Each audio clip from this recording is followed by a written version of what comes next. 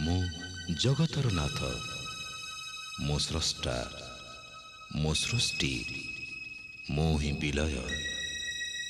मु ही धारण करिथिली मीन रूप। मो कच्छप, बराह, नरसिंह, बामन, परशुराम, राम, बलराम एवं बुद्ध। मु ही सृष्टि करिथिली कुरुक्षेत्र रे महाभारत। मु केवल मु आ मु ही आसुछि कल्कि रूपरे।